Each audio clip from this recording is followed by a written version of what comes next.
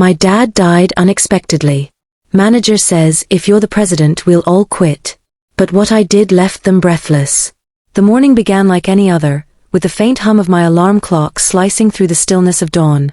I reached out groggily to silence it, already dreading another day at work, another day trying to prove myself in a company that had always felt more like Dad's domain than mine. My father, Richard Hayes, was not just a man but an institution within our family-owned business, Hayes Innovations.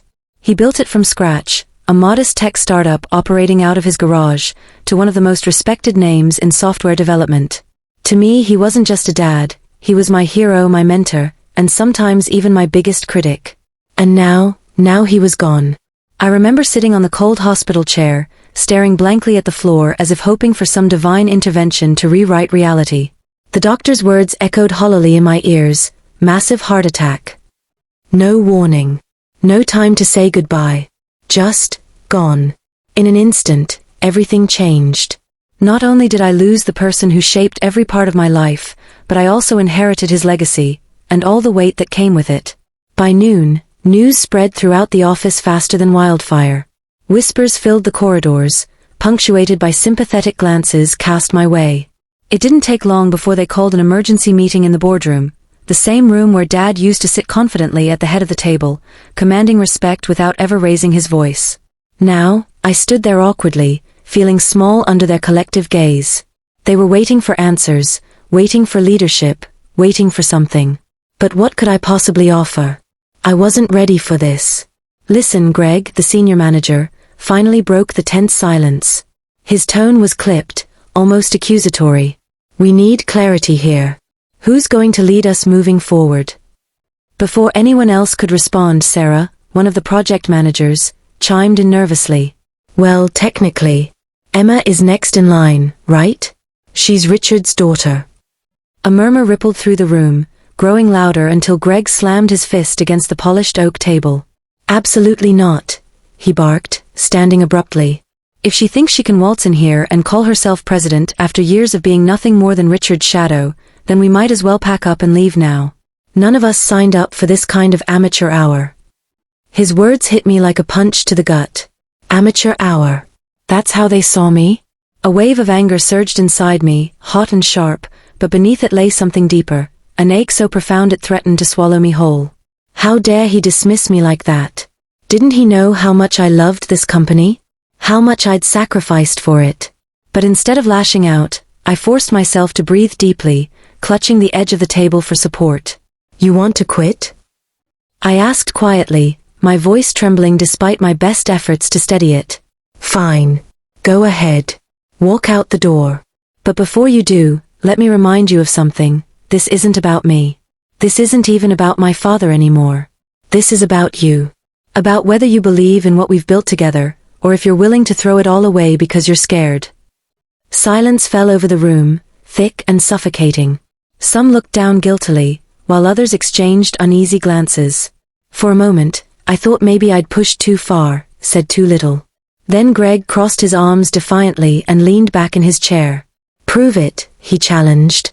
Prove to us that you're capable of leading this company. Otherwise, none of us will stick around to watch it crumble. And just like that, the gauntlet was thrown. That night, sleep eluded me entirely. Every time I closed my eyes, fragments of memories played on loop.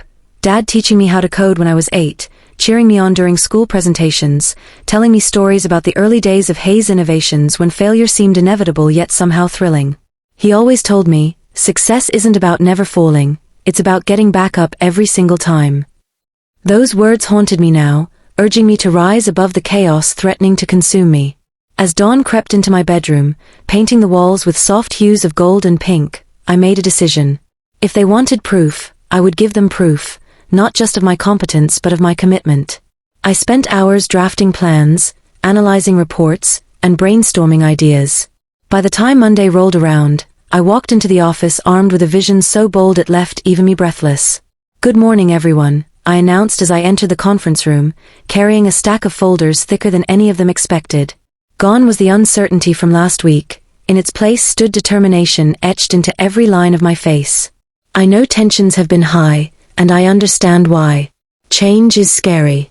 Losing someone as irreplaceable as my father, well, it shakes the foundation of everything we thought we knew.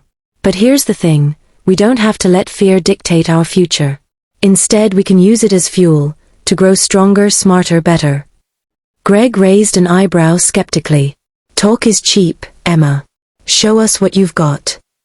Without hesitation, I opened the first folder and slid copies across the table.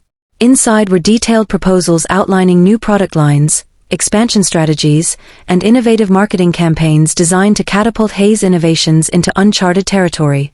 Each idea had been meticulously researched, supported by data, and tailored specifically to leverage our strengths while addressing weaknesses.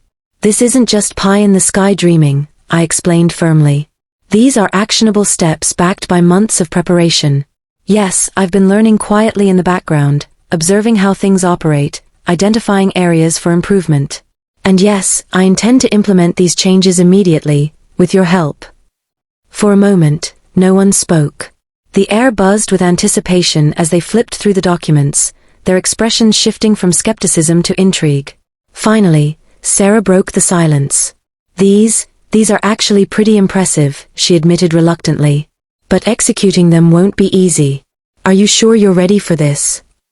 I'm not sure of anything right now, I confessed honestly. Except that I refuse to let my father's legacy die with him.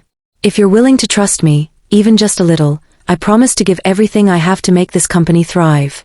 Together, we can honor his memory by pushing boundaries and achieving greatness. One by one, heads nodded around the table. Even Greg softened slightly, though his jaw remained stubbornly clenched. All right, he muttered gruffly. Let's see what you're made of. Over the following weeks, I threw myself into the work with relentless energy. Late nights became routine, fueled by endless cups of coffee and sheer willpower. I held weekly check-ins with each department, listening intently to their concerns and incorporating their feedback into our evolving strategy. Slowly but surely, resistance gave way to collaboration, doubt transformed into belief, and resentment melted into camaraderie. But challenges persisted. Suppliers questioned our ability to meet deadlines. Clients hesitated to renew contracts. Competitors seized opportunities to undermine us. Yet every obstacle only strengthened my resolve. Whenever frustration threatened to overwhelm me, I reminded myself of Dad's favorite mantra, when life knocks you down, get up swinging. Then came the day when disaster struck again, this time in the form of a major client pulling out unexpectedly. Panic rippled through the ranks as projections plummeted overnight. Once again, Greg stormed into my office, slamming papers onto my desk. This is exactly why we shouldn't have trusted you, he shouted angrily. You've ruined everything. Tears pricked at the corners of my eyes, but I refused to let them fall. Taking a deep breath, I met his fiery gaze head-on. No, Greg. You're wrong.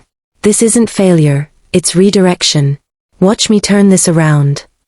And so, with gritted teeth and unwavering determination, I devised a daring plan to win back not only that client but also others who had begun slipping away.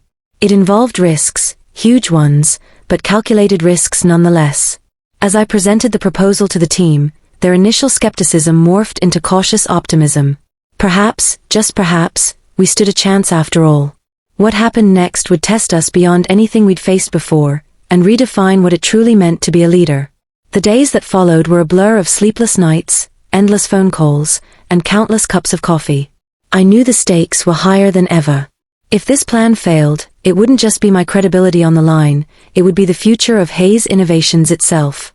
The weight of responsibility pressed down on me like an invisible hand, but instead of letting it crush me, I used it to fuel my resolve. My strategy was audacious, perhaps even reckless by some standards. It involved pivoting our flagship product, a software suite designed for small businesses, into something entirely new, a modular platform tailored to enterprise-level clients. This wasn't just a tweak, it was a complete overhaul, requiring us to re-engineer core functionalities, expand server capacity, and build integrations with systems we'd never touched before. But there was no time for hesitation. Every hour wasted meant another client slipping through our fingers. I gathered the team in the boardroom once more, spreading out blueprints, flowcharts, and timelines across the table. This is our Hail Mary, I said, my voice steady despite the storm raging inside me. If we pull this off, we'll not only win back the clients who doubted us, we'll position ourselves as leaders in a market we've barely scratched the surface of. But make no mistake, this will push every single one of us to our limits. Greg crossed his arms, skepticism etched into every line of his face. And if we fail? Then we go down swinging, I replied without missing a beat. But failure isn't an option, not while I'm still breathing. To their credit, the team didn't flinch. Over the past weeks, they had seen glimpses of what I was capable of, how I rolled up my sleeves alongside them, how I listened when they voiced concerns, how I refused to back down even when things looked grim. Slowly but surely, trust had begun to take root. Now, faced with this monumental challenge, they chose to stand with me. The next month was nothing short of grueling. Developers worked around the clock, debugging code and optimizing performance.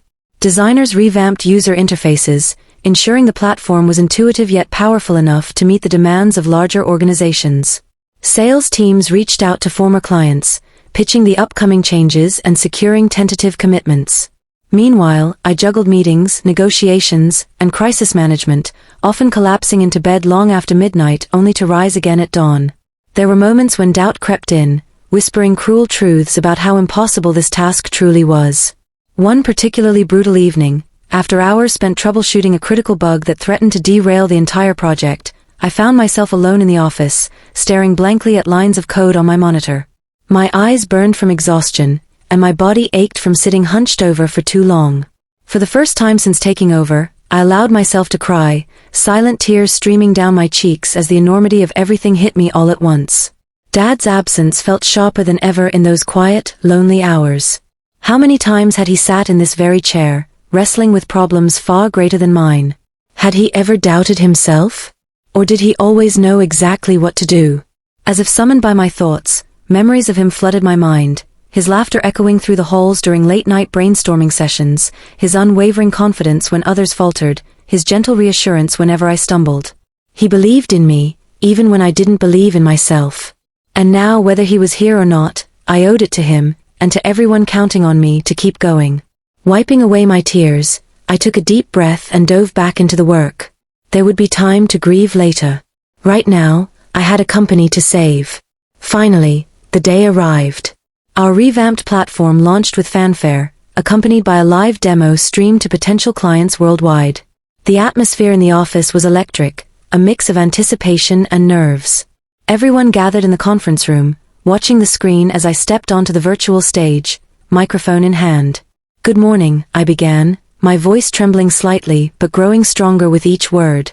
"Today marks a new chapter for Hayes Innovations, not just as a company, but as a community united by innovation, resilience, and purpose.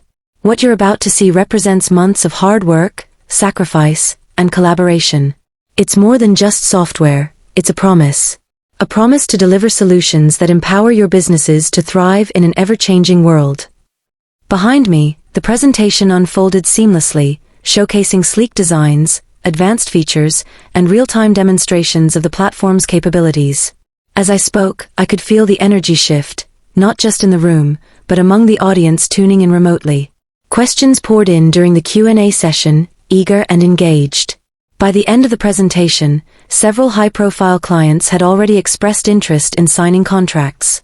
When I returned to the office, the team erupted into applause. Some cheered, others hugged, and a few wiped away tears of relief and pride. Even Greg cracked a rare smile, clapping me on the back as he muttered, "Not bad, kid. Not bad at all." But the victory was bittersweet. As the celebrations continued around me, I slipped away to Dad's old office, the one I had avoided entering until now. Sitting behind his desk, surrounded by remnants of his presence, I let the emotions wash over me. Joy mingled with sorrow, triumph intertwined with loss. I wished he could have been here to see this moment, to share in the success we had achieved together. Yet, as I sat there, I realized something profound. He was here. In every decision I made, every challenge I faced, every ounce of courage I summoned, he was with me. His legacy lived on not just in the company, but in the people who carried forward his vision, including me. In the weeks that followed, business boomed.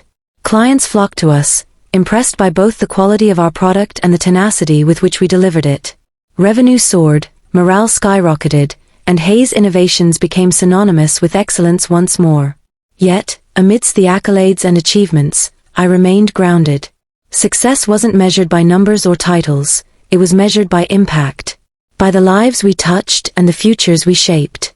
One afternoon, as I walked through the bustling office, I paused to watch my team interact. Laughter filled the air, ideas flowed freely, and camaraderie radiated from every corner. These weren't just employees anymore, they were family. Together, we had weathered storms, overcome obstacles, and emerged stronger than ever. And then, as if fate itself conspired to remind me of how far we'd come, I received an email from someone unexpected, the CEO of the company that had initially pulled out, citing lack of faith in our ability to adapt. His message was brief but heartfelt. "Emma, congratulations on the incredible turnaround. You've proven skeptics like me wrong, and inspired believers like your team. Count us in as partners moving forward." Reading those words, I couldn't help but smile. We had done it. Against all odds, we had risen from the ashes of uncertainty and forged a path toward greatness. But this wasn't the end, it was only the beginning. Because life, much like business, is unpredictable. Challenges will arise, setbacks will occur, and doubts will creep in. But as long as we stand together, with courage, resilience, and an unshakable belief in what's possible, we can face anything that comes our way. And so, with renewed determination, I turned back to the work ahead. After all, the story of Hayes Innovations was still being written, and I intended to ensure it ended with triumph. The months that followed were a whirlwind of growth, innovation, and transformation. Hayes Innovations wasn't just surviving anymore, it was thriving.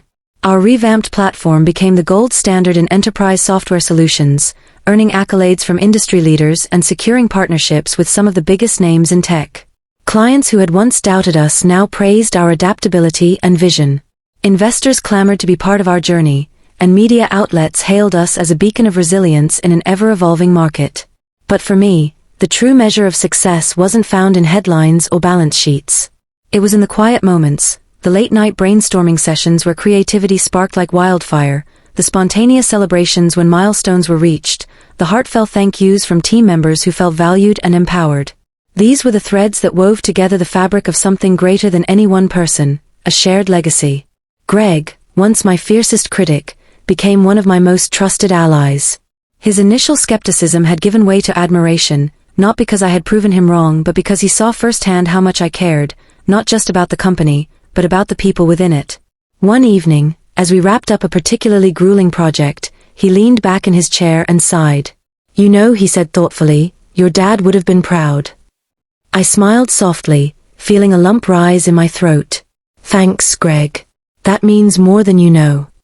As the first anniversary of Dad's passing approached, I found myself reflecting on everything that had transpired since that fateful day. So much had changed, not just externally, but internally. I was no longer the same woman who had walked into that boardroom, trembling under the weight of expectations and grief. I had grown stronger, wiser, and more resilient. And yet, there were still days when the absence of his voice, a guiding force I had relied on for so long, felt unbearable. To honor his memory, I decided to host a special event at the office, a day dedicated to celebrating not only what we had achieved, but also the values Dad instilled in all of us. We transformed the main conference room into a tribute space, filling it with photos, mementos, and stories from employees about how Richard Hayes had impacted their lives. Some recalled his mentorship, others his humor, and many his unwavering belief in their potential. The room buzzed with laughter, tears, and gratitude, a testament to the indelible mark he had left behind. At the center of it all stood a large plaque engraved with words I knew he would have approved of. "Success isn't measured by what you accomplish alone, but by the lives you touch along the way." When it came time for me to speak, I stepped up to the podium, my heart pounding. Looking out at the sea of faces, people who had become my second family, I took a deep breath and began. "A year ago, I stood before you unsure of whether I could fill the shoes of the man who meant so much to all of us. To be honest, I'm still not sure I can. But what I've come to realize is that I don't have to. Because my father's legacy doesn't live in one person, it lives in all of us. In the work we do, the care we show each other, and the dreams we dare to chase." Tears glistened in the eyes of those gathered, but so did smiles. For the first time in a long time, I didn't feel the sharp sting of loss quite so acutely. Instead, I felt surrounded, by love, by purpose, by hope. In the years that followed, Hayes innovations continued to soar. We expanded globally, launched groundbreaking products, and fostered a culture rooted in collaboration and innovation. Yet, even as we reached new heights, I never lost sight of why we started this journey in the first place: to honor a man who believed in the power of possibility. On the 5th anniversary of Dad's passing, I returned to the hospital where it had all begun. Standing outside the building, I clutched a small envelope containing a letter I had written to him, a letter filled with gratitude, memories, and promises kept. As I released it into the wind, watching it flutter away like a bird taking flight, I whispered, "Thank you, Dad, for everything." And then, turning toward the horizon, I walked away, not with sadness, but with peace. Because while endings are inevitable, legacies endure. And ours? Ours was just beginning.